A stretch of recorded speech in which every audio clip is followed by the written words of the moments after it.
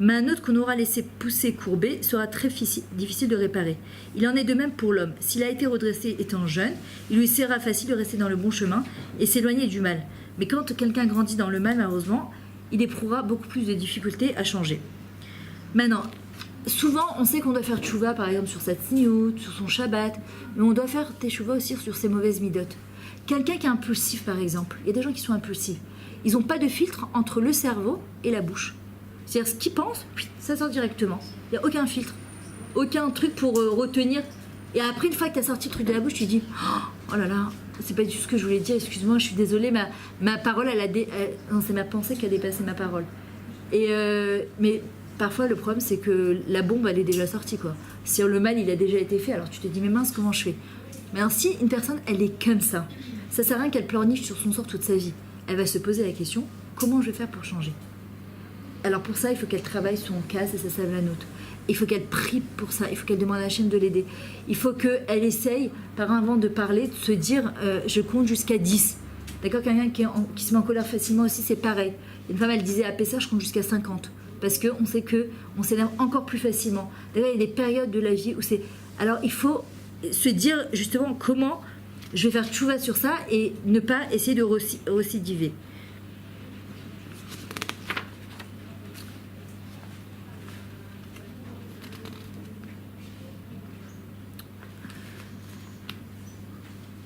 Alors, il y a plusieurs méthodes pour réparer ces midotes, pour travailler sur ces midotes. La première, on a dit, c'est chaque mida qu'on veut travailler, l'oméchané, quelle qu'elle soit, il faut l'étudier. Si je n'étudie pas la mida qui me concerne, je ne peux pas changer. Comme je vous avais dit la semaine dernière, moi je voulais travailler sur ma simcha. La simcha, j'ai compris que ça passait par la emuna et la karatatov, la reconnaissance. Donc, j'ai étudié, et je continue à étudier pendant des années, la reconnaissance, la force de dire merci à Hachem, la émouna, de comprendre pas seulement l'émouna, le bitachon surtout. Le bitachon, c'est je n'ai pas de doute, tout ce qui m'arrive. Émouna, je sais que ça vient d'Hachem. Est-ce que je le vis? Non, pas toujours. Alors le bitachon, c'est que ça me touche pas dans ma simcha. Pourquoi? Parce que je sais que Hachem, il peut pas me faire quelque chose qui me fait du mal, même si je le comprends pas, parfois toujours. Mais comme je reste main dans la main avec lui, attention, c'est un niveau et ça se travaille à chaque seconde de sa vie. Mais quand on travaille, on étudie ça, c'est beaucoup plus facile, forcément, après, de travailler sur sa simcha. La méthode du livre Cheshbon Nefesh, il explique, il dit c'est quoi, lui? En vrai, il dit c'est la régularité, à force de tous les jours. Alors, moi, on m'avait mal expliqué le Cheshbon Nefesh. Quand je suis arrivée en Israël, j'avais compris que c'était important de faire le bilan de sa journée. Donc, je prenais un cahier et je marquais, aujourd'hui, j'ai fait du Hachon Hara, je me suis mis en colère, j'étais pas très... Au bout d'un mois, tu as une rama, tu étais là, tu dis mais je suis complètement mal, c'est pas possible. En gros, on te dit non, Cheshbon Nefesh, c'est d'abord, qu'est-ce que j'ai fait de bien dans ma journée?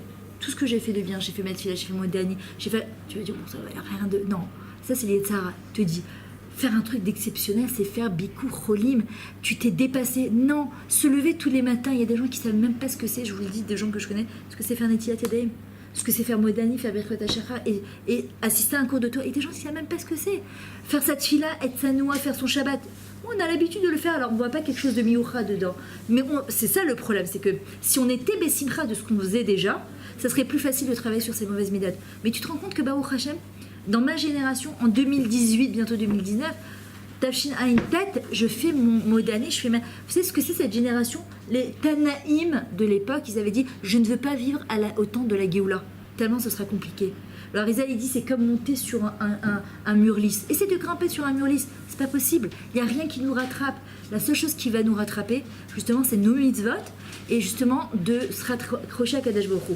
Faire Cheshbon Nefesh, c'est se dire voilà ce que j'ai fait de bien dans ma journée et voilà ce qui me reste à réparer.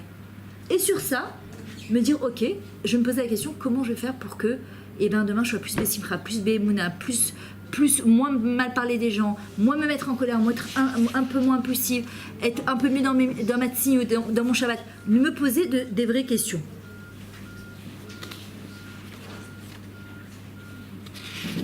Alors Yona par exemple, dans le livre Cheshbon Nefesh, il donne une méthode très simple.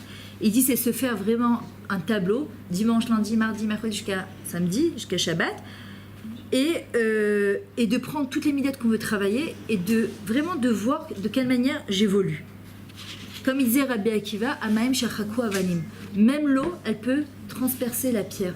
C'est-à-dire que ce qu'il disait Rabbi Nachman, pourquoi il a appelé ça, il disait Breslev, c'est transformer un cœur de pierre en bassar lève. En lève bassar en un cœur de chair. C'est-à-dire que même si de l'eau elle a pu transpercer de la pierre, c'est comme ça que Rabbi Akiva, il a fait tchouva et il est devenu Rabbi Akiva. Et quand il a regardé ça, il a dit donc nous aussi, notre cœur de pierre, il peut être transformé en cœur de chair.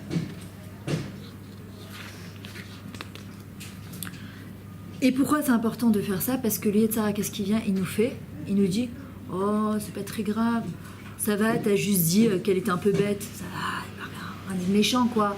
Ça va, tu vois pas, Shabbat, j'ai pressé une éponge ou une lavette. Ça va, j'ai rien fait de grave. Et en fait, au début, tu te sens pas bien. Puis après, tu te dis, bon, c'est pas très grave. Et après, tu vois, on va même justifier notre Avera. On va même justifier notre Avera. Donc, essayez de comprendre que le Yetzer Hara, sa force, c'est justement de faire quoi? D'amoindrir nos Averot. Et ça, sur ça, il faut faire très attention. Voilà, je terminerai avec ça. Il y a marqué, toutes nos actions sont inscrites dans un livre. On le sait très bien. D'accord? C'est pour ça que quand on fait Cheshbon Nefesh tous les jours, quand on fait Hilbo des doutes, quand on demande à Hachem de nous aider, qu'est-ce qui se passe? Tous les soirs, nos Averot, quand on a fait Tchouva avant de dormir dans le Kriyat Shema, on dit à Hachem pardon. Qu'est-ce qui se passe? Et bien tous les soirs, Hachem, il nous efface nos Averot. Et c'est pour ça que le matin, quand on se lève, on peut dire Elokai, Neshama Shenatata Bi Teora. La Neshama que tu m'as donnée, elle est Teora. Ça fait que quand on arrive en haut, qu'est-ce qui sera inscrit dans notre livre à nous? Eh bien, que les actions Bezrat Hachem positives. Alors 2 secondes, ne bougez pas parce que je dois faire l'appel